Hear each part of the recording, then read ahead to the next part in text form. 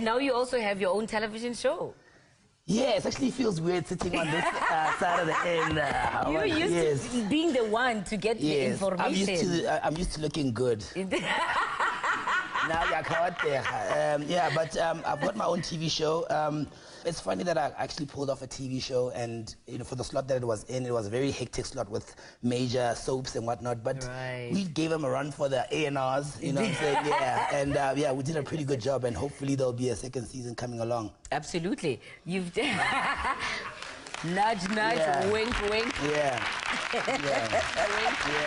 When you won Strictly Come Dancing, right? Yes. You won. Here's the guy, like 1 million partly the charm and all that.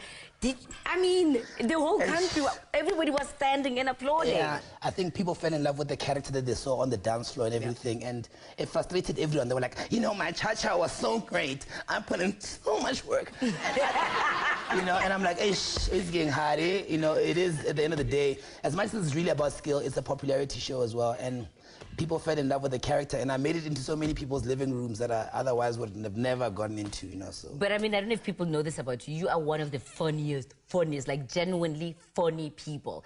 Every time you come into a room, you can make people laugh. You know how to make people comfortable. And you can't be an idiot and be funny. Did you know that? I didn't know that. You can't. I promise you, you can't. Okay. Yeah. But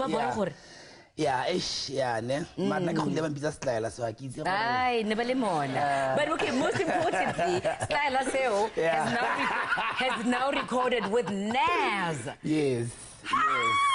I remember I was thinking we were tweeting and you were in DC. Yes. That trip seems to have been quite a journey for you. Yeah, I left, I was explaining to Claire earlier on in the makeup room. Hey, she looks very hot, by the way.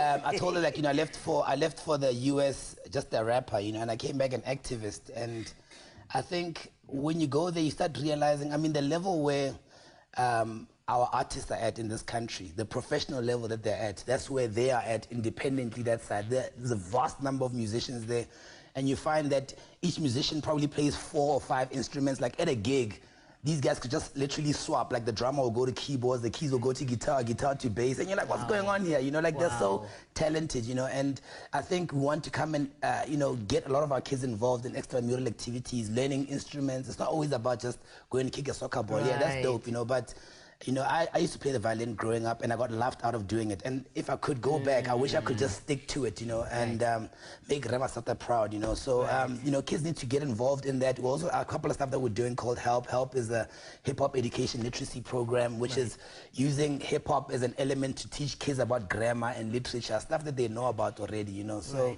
yeah, that whole trip in the US was just a mind-opener also. But it's also made you international. Well, I've always been international, depending on how you look at it. We're those guys that, we think globally while we live locally, Yeah. Well, all I can guarantee you about wherever it is where you're going to be. Thank you, Mama. Sure, thanks. Double HP, everybody.